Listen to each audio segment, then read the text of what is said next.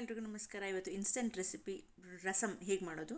ಕೊತ್ತಂಬರಿ ಸೊಪ್ಪು, ಮೆಣಸು, ಜೀರಿಗೆ, ಮೆಣಸಿನ್ಕಾಯಿ, ಕರಿಬೇವು, ಬೆಳ್ಳುಳ್ಳಿ ಇಷ್ಟನ್ನು ಹಾಕ್ಕೋಬೇಕು. ಫಸ್ಟು ಮೆಣಸು ಮತ್ತು ಜೀರಿಗೆನ ಹಾಕ್ಕೊಂಡು ಚೆನ್ನಾಗಿ ಪುಡಿ ಮಾಡ್ಕೋಬೇಕು. ಸೊ ಇದನ್ನು ಚೆನ್ನಾಗಿ ಪುಡಿ ಮಾಡಿಕೊಂಡ ನಂತರ ನೀವು ಎಲ್ಲದನ್ನು ಬೆಳ್ಳುಳ್ಳಿ, ಕರಿಬೇವು, ಕೊತ್ತಂಬರಿ ಸೊಪ್ಪು ಮತ್ತು ಮೆಣಸಿನ್ಕಾಯಿ ಇಷ್ಟನ್ನು ಹಾಕ್ಕೊಂಡು ಒಟ್ಟಿಗೆ ನೀವು ಈ ರೀತಿ ಫೈನ್ ಪೇಸ್ಟ್ ಮಾಡ್ಕೋಬೇಕು. ಇಲ್ಲ ಎಲ್ಲ ಸೇರಿ ಮಿಕ್ಸಿಗೆ ಹಾಕ್ಕೊಂಡ್ರೂ ಪರವಾಗಿಲ್ಲ. ಮಿಕ್ಸಿಗೆ ಹಾಕ್ಕೊಂಡ್ರೆ ಅರ್ಧ ಟೊಮೆಟೊ ಕೂಡ ಅದಕ್ಕೆ ಹಾಕ್ಕೋಬೋದು, ಇನ್ನೂ ಫ್ಲೇವರ್ ಚೆನ್ನಾಗಿರುತ್ತೆ.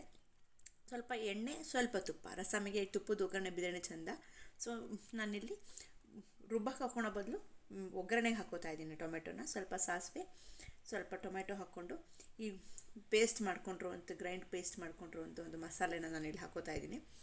ಸೊ ಮೆಣಸು, ಜೀರಿಗೆ ಮತ್ತು ಮೆಣಸಿನ್ಕಾಯಿ ನಿಮ್ಮ ಹದಕ್ಕೆ ಸೇರಿಸ್ಕೋಬೋದು. ನಾನಿಲ್ಲಿ ಬೇಳೆನ ಸೇರಿಸ್ಕೊತಾ ಇದ್ದೀನಿ. ಬೇಯಿಸ್ಕೊಂಡ್ರೆ 1 ಲೋಟ ಬೇಳೆನ ನಾನಿಲ್ಲಿ ಸೇರಿಸ್ಕೊತಾ ಇದ್ದೀನಿ.